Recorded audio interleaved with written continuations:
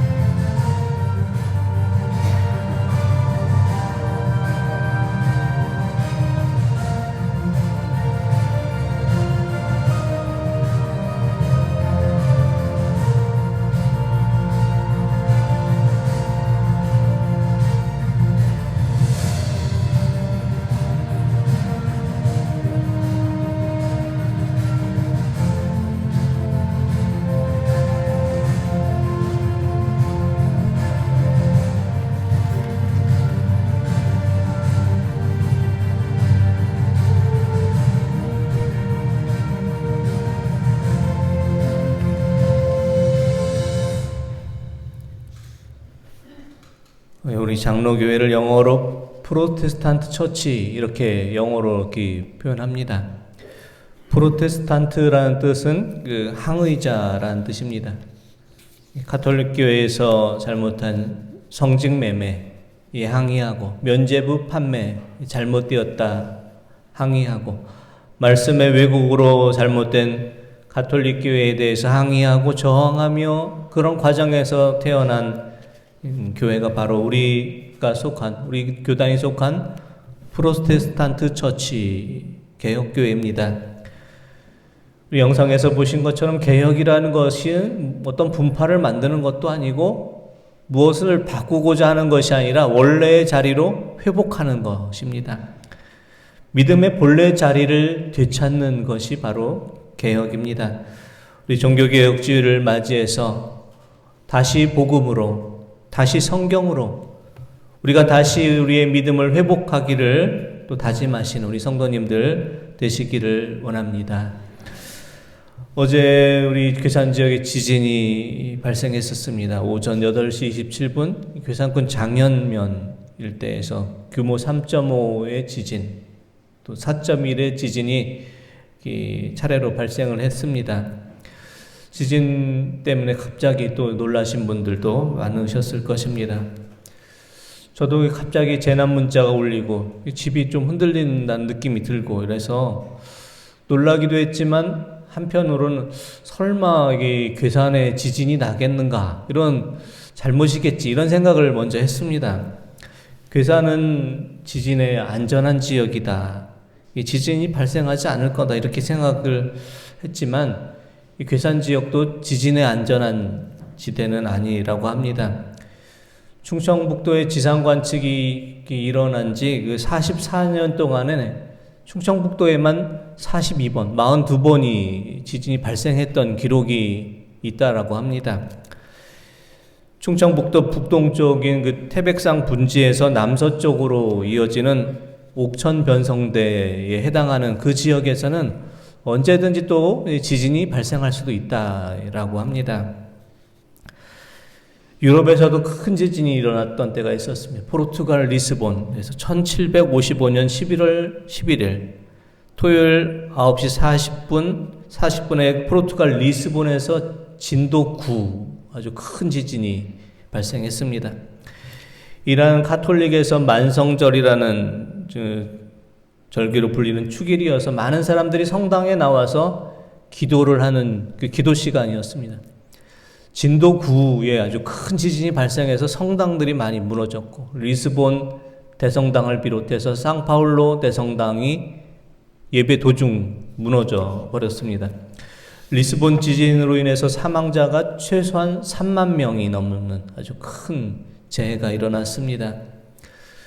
리스본 지진으로 인해서 사람들은 이 믿음이 무엇인가를 다시 생각하게 되었다고 합니다. 리스본 지진 이전에는 믿음에 대해서 생각하기를, 하나님께서는 하나님을 믿는 사람들에게 모든 자연재해를 비켜가게 한다, 이런 식으로 믿음을 생각했었습니다. 하지만 하나님을 믿는 이들이 기도하는 그런 중에 성당들이 무너지는 것을 보고 믿음이 무엇인가를 다시 한번 생각을 하게 되었습니다. 리스본 지진으로 해서 많은 사람들은 믿음이라는 것은, 믿음 있는 자에게는 세상의 자연재해가 다 비껴가는 것을 믿는 믿음이 아니라, 믿음이라는 것은 어떤 자연재해와 어떤 어려움 속에서도 포기하고 절망하지 않고 다시 일어서고 다시 소망 가운데 다시 회복하는 사람이 믿음의 사람이다라는 새로운 믿음을 갖게 되었다고 합니다. 종교개혁자 마틴 루터가 종교개혁을 일으켰던 것에도 어쩌면 자연재해가 있었습니다. 그 배경에는 우리가 아는 것과 같이 마틴 루터는 원래 신학도가 아니었습니다. 법학을 공부하던 법학도였습니다. 그런데 어느 날 친구랑 길을 걸어가다가 갑자기 벼락이 내려서 곁에서 걸어가던 친구가 벼락에 맞아서 죽게 됐습니다. 얼마나 마틴 루터가 놀랐겠습니까? 같이 길을 걷던 친구가 벼락에 맞아 죽는 것을 보고 그는 몹시 놀랐고 두려움에 떨게 됐습니다. 나도 이렇게 되진 않을까라는 두려움이 떨었습니다. 아마도 이 마틴 루터에게 벼락이 치는, 친구가 벼락에 죽는 사건이 일어나지 않았으면 마틴 루터는 그대로 법을 공부하는 법관이 되었고 평범한 삶을 사는 사람이 되었을 텐데, 이 벼락이 치는 이 사건으로 인해서 그의 인생이 아주 바뀌게 되었습니다. 벼락에 자신도 죽을지도 모른다는 두려움 속에서 이 청년 루터는 이렇게 기도했다고 합니다. 성 안나요, 이번에 저를 살려주시면 제가 법관의 길을 포기하고 수도사의 길을 가겠습니다. 이런 기도를 했다고 합니다. 성 안나에게 기도하는 이 성 안나는 가톨릭에서는 마리아의 어머니가 성 안나다 이렇게 생각해서 그걸 성인으로 이렇게 인정하고 있다라고 합니다. 성 안나는 광부들의 수호성자였는데 마틴 루터의 아버지가 광부였기 때문에 광부 집안에서는 기도할 때 늘 성안나에게 이렇게 수호상자 성안나에게 기도를 했다라고 합니다. 청년 마틴 루터는 성안나에게 이렇게 기도하고 서원했던 것처럼 법관이 되는 것을 포기하고 어거스틴 수도원에 들어가서 수도사가 됐습니다. 하지만 수도원에 들어가 수도사가 됐지만 마틴 루터는 여전히 두려움 가운데서 살았습니다. 죄를 심판하신 하나님 앞에서 자신은 어떻게 할까를 두려워 떨고 살았습니다. 가톨릭 전통에 따라 금식도 하고 고행도 하고 수도 생활도 하고 선행도 많이 베풀었지만 구원의 확신은 들지 않았습니다. 언제라도 자신의 친구처럼 갑자기 죽게 되면 지옥불에 떨어지게 된다, 이런 생각을 하고 있었습니다. 그래서 마틴 루터는 죄에 대해서 민감해서 자신이 죄라고 생각하는 것을 저지르게 되면 수시로 고해성사를 하는 신부를 찾아갑니다. 하루에도 수십 번 이상 이렇게 고해성사를 하고 했기 때문에 고해성사 신부가 죄를 좀 모았다가 한꺼번에 하라 할 정도로 수시로 고해성사 신부를 찾아가서 작은 죄라도 회개하고 이렇게 죄 가운데 지지 않으려고 이렇게 노력을 했습니다. 하지만 아무리 고해성사를 하고 금식을 하고 고행을 해도 결코 자신이 구원받을 것이라는 확신이 들지 않았습니다.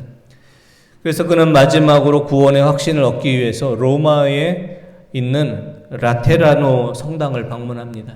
이 라테라노 성당에는 이 특별한 이 계단이 있었는데, 그 계단은 본디오 빌라도에게 예수님이 신문을 받을 때 예수님이 서 있었던 그 계단, 예루살렘에 있었던 이 계단을 이 로마의 콘스탄틴 황제의 어머니가 황제에게 부탁해서 예루살렘에 있던 그 계단, 본디오 빌라도의 앞에서 예수님이 신문 받던 그 28개의 계단을 라테라노 성당에 그대로 가져와서, 그것이 있었는데, 누구든지 이 라테라노 성당의 28개의 계단을 무릎을 꿇고 올라가면은 모든 죄가 사함받는다라는 전설이 전해지고 있었습니다. 로마의 라테라노 성당은 로마 최초의 성당이고 세계 3대 성당이며, 교황이 선출이 되면 교황이 제일 먼저 미사를 드리는 성당이라고 합니다. 라테라노 성당 사진을 한번 좀 보겠습니다. 라테라노 성당은 저렇게 있고, 많은 순례자들이, 지금도 많은 순례자들이 찾아오고 있습니다. 많은 순례자들이 라테라노 성당에 있는 28개 계단, 본디오 빌라도 앞에서 예수님이 신문을 받았던 그 28개 계단을 무릎을 꿇고 지금도 이렇게 올라가고 있습니다. 마틴 루터도 저 계단을 이렇게 라테라노 성당에 가서 28개 계단을 무릎을 꿇고서 올라갔다 내려왔다, 다시 올라갔다 내려왔다, 몇 번을 무릎을 꿇고 오르내리기를 했지만 무릎에서 피가 나고 많은 고통이 있었지만 어떤 특별한 일도 일어나지 않았습니다. 어떤 죄 용서의 확신도 없었습니다. 마틴 루터는 이런 고행으로 구원을 얻을 수 없다라는 것을 다시 한번 깨닫습니다. 그래서 마틴 루터는 죄의 문제가 고행과 고해성사, 선행, 이런 것으로 구원 얻는 것이 아니라 말씀을 통해서 구원을 얻게 된다는 것을 다시 깨닫게 되었습니다. 마틴 루터가 비텐베르크 대학 교수로 지내면서 신학생들에게 가르칠 성경 말씀을 준비하면서 로마서 1장 17절 말씀을 묵상하던 중 구원의 비밀을 깨닫게 되었습니다. 로마서 1장 17절의 말씀을 통해서 우리는 우리가 쌓은 어떤 행위로 구원을 얻는 것이 아니라 오직 믿음으로 구원을 얻는다, 이 사실을 다시 한번 깨닫게 되었습니다. 로마서 1장 17절의 말씀을 우리 한번 보겠습니다. 복음에는 하나님의 의가 나타나서 믿음으로 믿음에 이르게 하나니 기록된 바 오직 의인은 믿음으로 말미암아 살리라 함과 같으니라. 아멘. 복음에는 하나님의 의가 나타나서 믿음으로 믿음에 이르게 하나니 오직 의인은 믿음으로 말미암아 살리라. 이렇게 성경 말씀에 분명하게 기록되어 있지만 당시 가톨릭에서는 그렇게 가르치지 않았습니다. 행위로 구원을 받고 공덕을 쌓으면 구원을 받고, 행위와 공덕이 모자란 사람은 면죄부를 사서 공덕을 쌓으면 구원을 받는다, 이렇게 가르쳤습니다. 당시 로마 교황청은 1506년부터 1626년까지에 걸친 성 베드로 성당을 건축하기 위한 막대한 자금을 충당하기 위해서 면죄부 판매를 많이 강매하기 시작했습니다. 독일의 도미니크 수도의 사제였던 요한 테첼은 면죄부를 팔면서 이렇게 선전했다고 합니다. 여러분이 면죄부를 구입한 은하가 헌금함에 떨어지는 소리가 나는 그 순간 영혼은 연옥에서 천국으로 뛰어오른다, 이렇게 선전했습니다. 여러분이 면죄부를 사서 그 동전이 땡그랑 떨어지면 그 소리가 날 때 그 영혼이 연옥에서 천국으로 간다라고 가르치면서 많은 면죄부를 판매를 했습니다. 마틴 루터는 면죄부 판매를 반대하고 이런 것으로 구원을 얻을 수가 없다, 오직 믿음으로 구원을 얻게 된다를 외쳤고, 많은 이들이 그 마틴 루터의 종교개혁에 동참했습니다. 마틴 루터의 종교개혁이 너무 걷잡을 수 없이 퍼지자 신성 로마 제국의 황제였던 카를 5세는 마틴 루터를 이단으로 정죄하고 보름스 의회에 참석하게 해서 자신이 이제까지 했던 모든 것을 다 포기한다면, 루터의 모든 주장을 다 철회한다면 이단에서 다시 자유롭게 하겠다, 이런 요구를 했습니다. 하지만 루터는 신성 로마 제국 황제의 요구를 거절합니다. 보름스 의회 재판하기 전날 마틴 루터는 시편 46편 1절에 나오는 하나님은 우리의 피난처이시요 힘이시니 환난 날에 만날 큰 도움이시라, 시편 46편 1절 말씀을 묵상하며 찬송가 내주는 강한 성이요, 이 찬송을 작사하게 되었고, 보름스 의회에서 최후의 재판을 받으면서 이와 같이 기도했다고 합니다.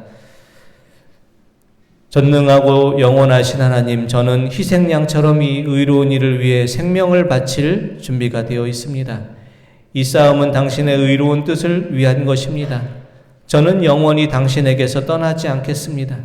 비록 지금보다 더 많은 마귀들이 대적하더라도, 비록 당신이 지어주신 제 몸이 소멸하더라도 세상의 압력에 밀려 제 양심에 반하는 행동을 하지 않도록 당신의 이름으로 허락하소서. 이와 같은 기도를 드리며 자신이 주장했던 종교개혁의 모든 주장을 생명을 걸고 지켰습니다.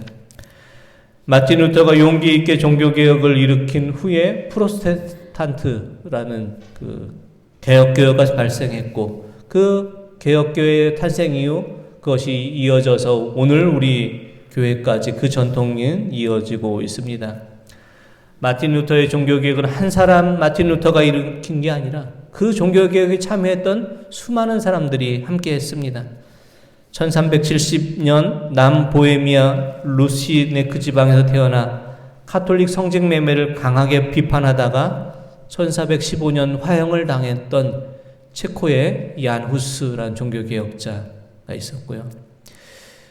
스위스에는 그 종교개혁자 취리의 츠빙글이라는 그 종교개혁자가 있었고, 스위스 제네바에는 1500페이지의 기독교 강요를 통해서 종교개혁의 토대를 쌓았던 존 칼빈이 있었습니다.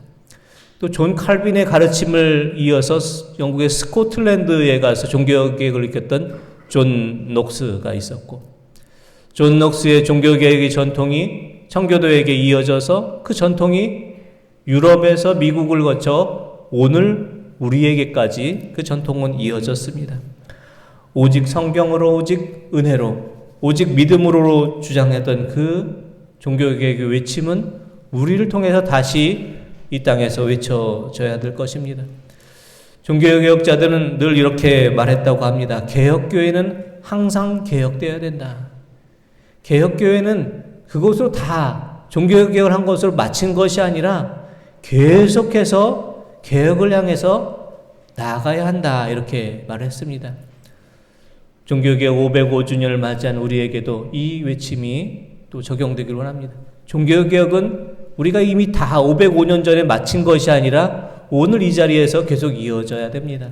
이 땅에 하나님의 정의와 하나님의 평화와 창조세계의 보전을 이루며 교회를 교회되게 하라라는 이 시대의 종교개혁의 외침을 다시 외치며 이 시대의 우리를 향한 주님의 종교개혁의 그 외침 우리가 참여할 수 있기 원합니다. 그래서 우리가 머물러 있는 믿음이 아니라 고여있는 신앙이 아니라 늘 새롭게 주님의 말씀을 따라 변화되고 회복되어서 이 시대 새로운 종교개혁을 시작하시는 우리 모든 성도님들 되시기를 원합니다. 기도드리겠습니다. 하나님 아버지, 종교개혁 505주년을 맞이해서 주님의 몸된 교회를 다시 새롭게 하기를 원합니다. 오직 믿음으로, 오직 성경으로, 오직 은혜로, 오직 예수, 오직 하나님께 영광을 돌리며 살게 하시고 믿음의 근본, 믿음의 첫자리를 다시 회복하게 하여 주시옵소서. 이 땅에 하나님의 정의를, 하나님의 평화를, 창조 세계의 보전을 다시 또 세워나가게 하시고 교회를 교회되게 하라는 그 외침에 우리가 순종하여 우리의 믿음이 다시 주님의 말씀 따라 변화되고 회복되어 이 시대 새로운 종교개혁을 일으키는 그 시작의 자리를 감당케 하여 주시옵소서. 예수 그리스도의 이름으로 기도드립니다. 아멘.